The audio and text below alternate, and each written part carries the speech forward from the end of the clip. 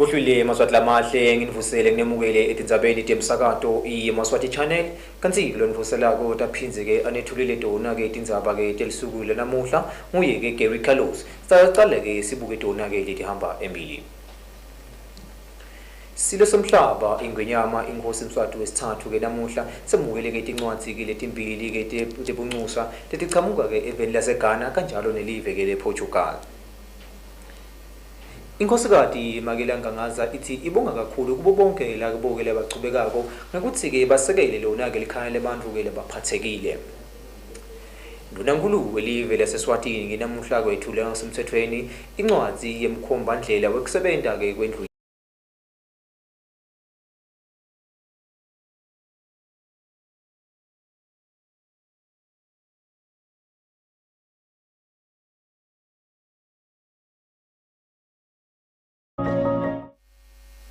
kanti-ke Yemaswati lamahle kungaba kunikhumbuta ukuthi umkhuhlane we-COVID-19 ke solo-ke ukhona sichubeke nato ke tindzaba. Silo semhlaba ingwenyama inkosi Mswati wesithathu kuthi ke namuhla ke samukela tincwadzi ke tebunxusa ke lichamuka ke emaveni ke lamabili kulo ke live leGhana kanjalo futhi nalo ke live lePortugal.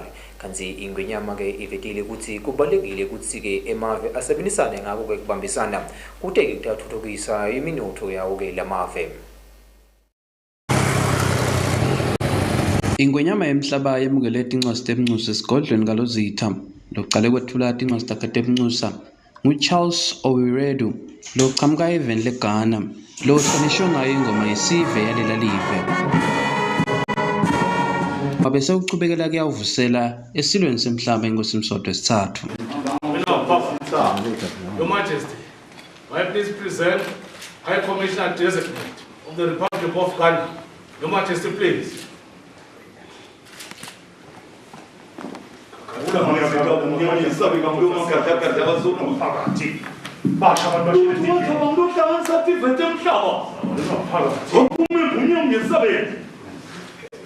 Wethule tincwadzi takhe tebunxusa waqhubeka waveta kubambisana kwele Eswatini neleGhana wakhonkosela ekutheni lamave akaqhubeka bambisane wadumisa kwesekeleka kweleGhana ngilo lakangwane tinhlelweni tekuthi bakhona ukuthi babe ngilabanye lababamba emahhovisi ekuhola sivumelwano semave Africa sekuthengiselana i-Africa Continental Free Trade Area.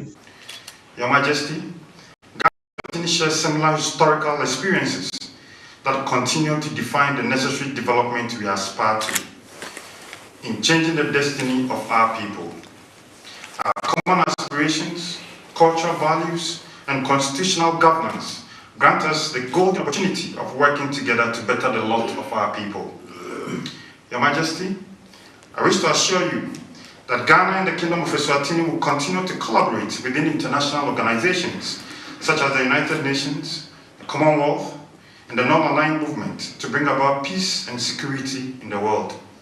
Ingwenyama yemhlaba ivetile ukuthi emave Africa kufanele aqhubeka bambisane kuleso sivumelwano kudala ukuqhubeka ndlondlobale kutemnotho angenawusalela ngaphandle emaveni labonakala ukuthi ayathuthuka emhlabeni. So many within Africa felt the need that we really need to establish a structure which is the free trade area. Unfortunately, it coincided with the outbreak, which after we launched the free trade area, then there was the outbreak, which of course kind of delayed us in terms of implementation of all the necessary programs. But nevertheless, now that the outbreak is probably going out of the way, we can once again look at all these structures, the free trade area, and make it a reality, make it meaningful to all the people of Africa. As we are aware, many African countries still need a lot of developmental activities, and if one looks at if we make it more effective, there can be a lot of opportunities, creating wealth, creating jobs, and of course improving the economies of all countries of Africa. Lo myelo wethule encwasi tebunxusa kube ngibasada lutawumela live lePortugal kuleli Antonio Costa Moura naye lo ufike wavusela ingwenyameni emhlaba. Wait, phakathi. Your Majesty, may I please present Ambassador Designate of the Republic of Portugal. Your Majesty, please.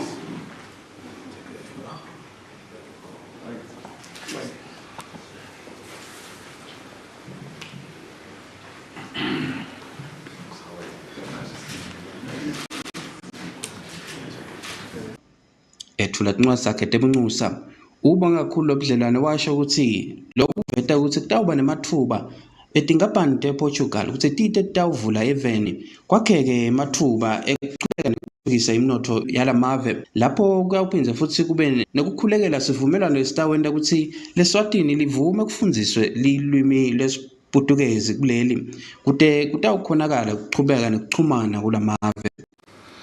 Portugal supports ESWATINI's goal of diversification of its economy in both regional and international level. We believe that Portugal brings interesting added value as a partner to your country in the Southern African region. We understand, Your Majesty, that mutually beneficial partnerships can be developed in areas such as energy, infrastructures, agriculture, water management, or information and communication technologies. In all these, Portuguese companies have a solid international experience and a strong, well-established and skilled presence in the region. If you allow me, Your Majesty, Portugal also congratulates itself with the common interest of ESWATINI's government in the signing of a memorandum of understanding for the adoption of the Portuguese language as an optional curricular foreign language in the secondary education system of ESWATINI. Ngonyama emhlaba ivete ukuthi kubalekile ukuqhubeka nekubambisana nemave lasathuthukile kufana nayo iPortugal. Yasho ukuthi iyatithumisa tinhlelo tetentuthuko le lapho iPortugal itifaka etinhlelweni temave yalamamhlophe European Union. We are looking forward that we will look at a number of areas where we still have some shortfalls because everyday life there's always something new, so we need to improve on that one. We are grateful that we have quite a number of communities from Portugal who have made a lot of contributions significantly. We also value the contribution that Portugal contributes during through the EU programs, which has also transformed a lot of economic activities here in the country. Just recently, the EU and Africa have once again renewed, or maybe not just Africa, the Africa, Caribbean, Pacific countries. We have once again renewed the agreement, which of course will help transform our economies. We value the support which the EU continues to place. Tindzabeni channel Yemaswati kubika Linda Shongwe na Gary Carlos esigodlweni ngalozitha. Inkosikazi Magelangangaza ithi kubalekile ukuthi uhulumende welive leSiswatini kanjalo futhi nato kwetinhlangano tiqhubeke ketsekele lona ngelikhaya lalapha ke hospice at home lelikanise khona ke kumathapha lokhu ikuvete namuhla ke ngesikhani ke imukela umthwalo lwaqhamuka kubuke boma ke belimanyano kanti ke inkosikazi ikuvete lokhu ngeliphimbo laDokotela Nyawo.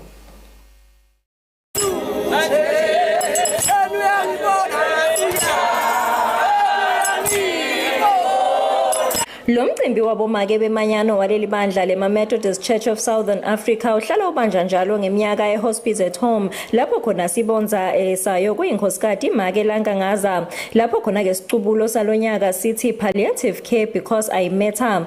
Director waka Hospice at Home Make Zodwa Gametse uvetile ukuthi kumgcoka ukuthi ke banakekelwe bantu ekakhulukati nasemimangweni. Ngithanda kusho ukuthi kule theme lesinawo lonyaka sithatha kuye World Hospices and Palliative Care Day lesingcenye yakhe nathi njenge-organization. Le theme ngiyacabanga ukuthi laba ke bahamba nathi kulolu hambo batayikhumbula beyikhona nga-2018. Kubonga kuNkulunkulu kokuthi asithwale futhi nakulonyaka wa 2022 sitofeza futhi lomshado lesawufungela nehospice at home. Sihlalo weboard ya Hospice at Home Arnold Dlamini ubonge kibo bonke labasekelele inhlangano. Sine lesinakekela abantu labagulako. Lesalthemba ngaso sonke isikhathi. Nanamuhla siyabonga ukuthi nisinike emagama ekulesalthemba. Sibonza salenhlangano ye-Hospice at Home lekungiyo ke inkhosikati Make uLangangaza bekakade ke umelelwe ngumake esinyawo lovetile waphinze wabonga uhulumende wakuleli ikakhulukati ke litiko letempilo nabo bonke ke labasekela Hospice at Home. Kanti ke ubese ke sewubonga ke ngaloku khethekile bona ke bomake bemanyano.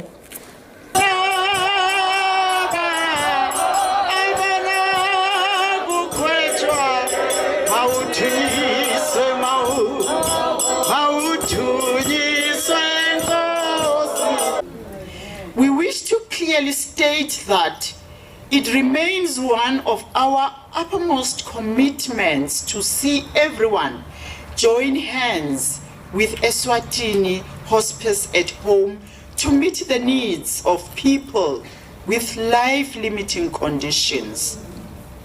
Your commitment, fellow Christians, is even more significant this time around as the needs and costs of living are showing sharp increase on a day-to-day basis. Kuthuleke netipho letibuya kibo ke labomake belimanyano balelibandla le Methodist lokufaka ke ekhathi kudla tinfo tekugeza nemisebenzi yetandla. Lobudlelwano lobu baqala ngeminyaka wanga 2015 eTindzabeni Yemaswati channel kubeka nohlahlathwala ngina noNtobeko Thabetse Mathapha. Umhlonishwa Ndunankulu Sipho Cleopas Dlamini ke namuhla kwethulela ngosemthethweni ke incwadi yemkhombandlela kanjalo futhi nelikhathi langcondvomshini ke lendlu yeParliament kude ke indlu yeParliament ke itawusebenza ngalokusebaleni kanjalo futhi nasokwesive seMaswati sitawukhona kubona ukuthi ingabe mbambambamba mutiphi ke tindzaba letsetshenziswa khona ke eParliament. Usukumethwe ngalokusemthethweni umkhombandlela weminyaka lesihlanu wekusebenta kweParliament kanye nelikhasi langcondvomshini. Akhuluma kulo mcimbi umhlonishwa Ndunankulu uvetile ukuthi njengoba silenkosi Mswati wesithathu sabathuma nazivula eParliament ukuthi babeke live yembili nakuthi ebuchwephesha kuyajabulisa ukuthi lokho sekwentekile. Umhlonishwa uphinze waveta ukuthi lonke eliswati kumele libe nalo lwati ikakhulukati ngemisebenzi leyenziwa eParliament kude emalunga atokhona kusebentela ebaleni. We meet to fulfill His Majesty's wish when he officially opened the 4th session of the 11th Parliament, where he encouraged Parliament to continue placing the country in the forefront when executing their constitutional mandate. This was taken into serious consideration during the process of formulating the 2 Parliament tools we are launching this morning.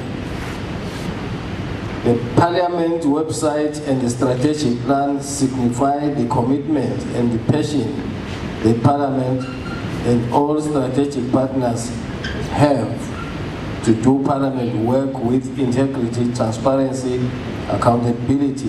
Lomelele inhlangano ye-UNDP uthi bayatfokota kuba ingcenye yemsebenzi lotosita eMaswati ukuthi afake imvo yawo ngemsebenzi leshayo eParliament nekuthi ati ukuthi kahle kahle yini le yenziwa eParliament. The launch of the Parliament strategy plan is therefore timely as it coincides with the ongoing development of the new National Development Plan 2022-2028.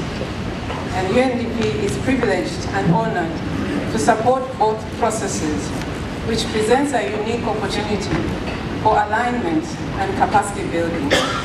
For this to happen though, we must be deliberate in establishing linkages between these 2 strategic documents. and ensure that the Parliament's strategic plan is not implemented in isolation of the National Development Plan. Kanti-ke umcondzisi wendlu yetinkhulumo umhlonishwa Petros Mavimbela uthi bayiPhalamende sebanayo indlela noma umgubudla labatawuhamba ngawo basachubeka nekusebenta lokutawenda umsebenzi wabo ube melula. Is a roadmap which shows how the Parliamentary Service Board management, including development partners, are committed in ensuring service delivery of the Parliament of the Kingdom of Eswatini is effective and efficient for the betterment of the people of Eswatini. Tindzabeni temsakato we-channel Yemaswati kubika temalanga endlamini kanti titfombe Gary Carlos kumathapha. Kanti-ke namuhla ke loluyisekela ke lasihlalo khona ke ebandleni lelibuketona ke telikhetho nemincele lapha ke evela kangwane kanjalo nalo ke lunga. Namhla ke bafungile ukuthi sale ke bangena ke ofisi basebenze ngako kutikhandla basende wona ke lo msebenzi welive. Libandla letelikhetho nemincele kulandzela ukuthi liniketwe emagama lamabili lekubheka ukuthi abambe tigaba kulo msebenzi. Lomuhla lithulela amalungu ngaphansi kwelitiko letemthetho nemthethosisekelo lapho bakhona bathethe isifungo bafungiswa ngumnumzane Ndabenhle Dlamini loqhamuka ehhovisini lengcwele letemthetho. Ucaleke kufunga Reverend Sipho Tembe lo ngulisekela lasihlalo libandla letelikhetho nemincele. I, Reverend Sipho Tembe, do swear that I will be faithful and bear true allegiance to King Yemaswati III, his heirs and successors according to law. So help me God.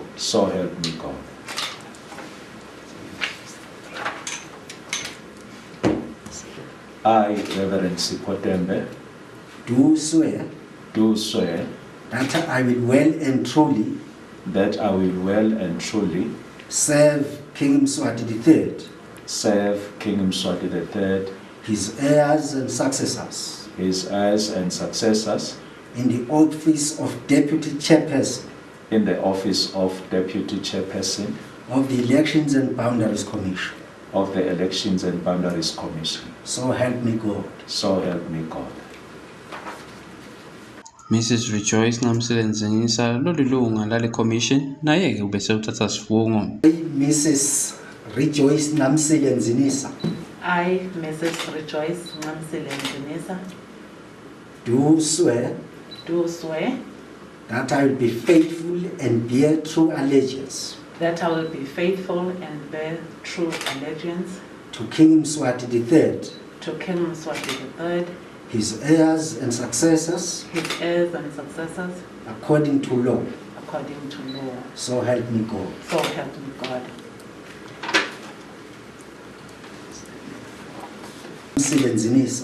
I, Mrs. Rejoice Namselenzingisa, do swear that I will well and truly serve King Yemaswati III, his heirs and successors in the office of member of the Elections and Boundaries Commission. So help me God. Loqhamuke ehhovisini lengcwele letemthetho ubese ubaniketa emavi kubakhuthaza abasenda lo msebenzi ukuthi sebanemagunya kulandzela ukuthi bathathe lesifungo. Kule bandla fanele afungele ulalela inkosi yelive lekhona Mswati wesithathu naleya ulanza bese njalo ufungela ukuthi utawenda umsebenzi lathu yona ngekwethembela emavi ngona la kulomthetho sisekelo so amera siwathe njalo lofunga ke utibophelela yena kunembeza wakhe neminyango yekwatisa nalababili sebangile ngalokusemthethweni sebangaqala umsebenzi lesebawuvungele njengobe kumisiwe kulesiqephu lenisishito semthethosisekelo section 9 subsection 9 bangakafuni bebangede bakhona ukuwenda umsebenzi ngoba bangenawo emagunya emthetho kusukela nyalo sebanawo. Kubika le ndashongo Tindzaba channel Yemaswati eMbabane.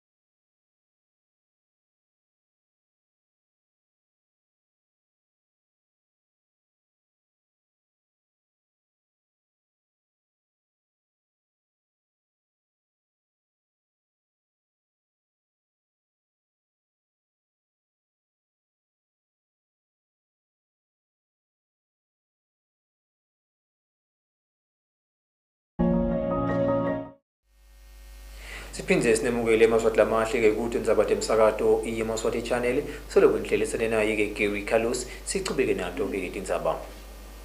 Litiko kweletekulima lapha ke evele SISWATINI ke likhutsata bona ke balimi ukuthi bamane ke benetonke ke tindlela tokuthi ke basebenzise ke amathuba labathola ukuthi balwe naso kwesimo selitulu lesiguquguquka kwabo kute ke batona isiqiniseko sokuthi ke bathola ke sivuno ke lesifanele.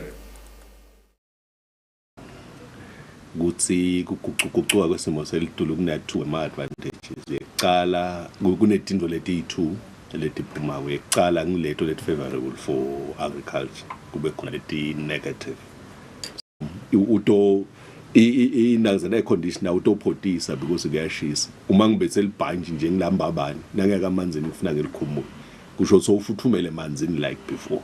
Lokho ke kwenta ukuthi tinangizana emakhada ikakhulu sithwathwa singalali kakhulu. Lokho ke kusinikete emathuba ukuthi singatilima tilimo lebeti sensitive to cold before nyalo setiba khona.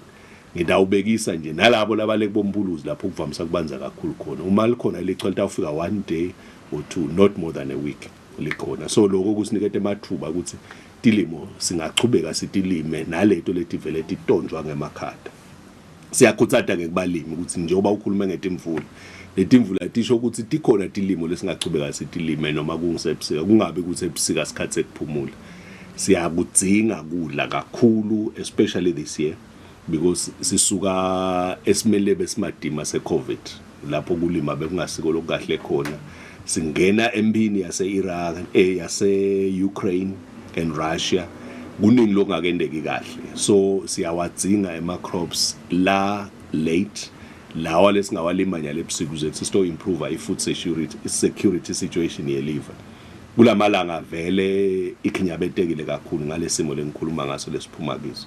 So siyabakhuthaza abalimi abatilime etilimo. Leto leti khona kokumela sikhathi noma ama-temperatures la low lawa sebusika. Ngidawubekisa nje labanye baye bathi i-wheat ngeke yalinywa kangwane. I-wheat iyalunga kangwane siwendile ama-experiments for many years singayilima. Kwethu ukukhutsata ukuthi tifuyo atilondvo Livekele SISWATINI ke libalelwa ke emaveni ke lehamba embili emhlabeni lakhiqida ke umkhiqido kulesemazingeni ke lakahle ekutheni angathengiswa ke emhlabeni wonke jikelele. Lakangwane libe ingcenye yemhlaba ekubheni lilanga le-accreditation libaluleke kakhulu ekukumbeteni emave ukuthi kufanele achubeka alandzele imigomo yokubuka tinkampani letiletha lusito esiveni leto letibalulekile noma lihambisa imikhiqido ngaphandle kutsi tibe ngileto letiniketiwe imvume ngalokhu phakeme kute imikhiqido yetemvelo naloko lokudliwako itawuba ngileyo lefanele. Amalunga lapha ngasi kwe-SADCAS kwesifundza se-Afrika kufaka ikhadi lakangwane nawo abehlangene lomuhla loyo lobuke donate mazinga kuleli ephansi kwelitiko letemabhizinisi ekutsengiselana achazile ngalomsebenzi. Luhlelo ke lolu loseluneminyaka lucalile kangwane uma ngikhumbula kahle silucale nga 2008 sithi uhulumende ayiqala indzaba yokuthi ema-laboratories na-inspection bodies nama-certification bodies even siqale nayinye i-laboratory it was a private owned laboratory. Namuhla sikhuluma nje sesinawo lalishumi lesekhonile kokuthi abe accredited kuphinze kusijabulise kakhulu ke lokho ukuthi kulawa lalishumi lesikhuluma ngawo afaka ekhathi la private owned nalamanye futhi la kuye uhulumende. Lo sesekwende ke kwaba ne-benefit eveni kakhulu ngoba bantu labakhicitako sebayakhona kutesta ama-products abo kulama laboratories lalishumi lesiwakhanze competent leyo iseyivuleke iminyango kokuthi le mayifika lela iyakhona ayisahlangabezani futhi nedingcinamba barriers x-ray ukuthi aphinze attestwe ka accreditation ke sinale slogan sethu lesithi tested once accepted everywhere lokusho ukuthi umkhiqido wethu nje noma siya exporter lo se utestwe kangwane uyakhona kuhamba kulalamanye amave analeso certificate lesikhishwe i-accredited lab ungasahlangabezani ku tester namuhla ke lilanga lethu sidaligubha ngendlela kumbe lehlukile emalangeni sihlangane nawo onke emave lasendasi neAfrica kaSADC lawala basa trainer basa implementer lalabo laba implementer. Kanzi-ke Maswati lamahle sifushwa ngiso kwesikhathi sethu lana-ke setinhlelo ukuthi emsakato-ke iYemaswati channel. Ngaleso sizathu-ke Maswati lamahle sitaphenze sibuke itona-ke letihamba embili. Silo semhlaba ingwenyama inkosi Mswati wesithathu namuhla-ke wemukeleke tincwadzi letimbili tebuncusa leqhamuka-ke eveni laseGhana neliveke lasePortugal. Inkosikati Makeke Langangaza ithi ibonga kakhulu kubo bonke labo-ke labachubeka ukuthi basekele lona-ke likhaya labantu-ke labaphathekile ihospice at home. Nonankulu welive laKangwane namuhla-ke wethule yona-ke incwadzi letawutshengisa ukuthi iphalamende-ke itawusebenta njani kule minyaka-ke lesihlanu-ke letako. Tinganga leto Maswati lamahle-ke tindzaba seniphathele tona singumsakato iYemaswati channel. Umnumzane Chawemamba utakuta kulesi sihlalo nehlelo lesi Easy Music bese kuchubeka kanjalo futhi nalo ihlelo People and Places nisale kahle.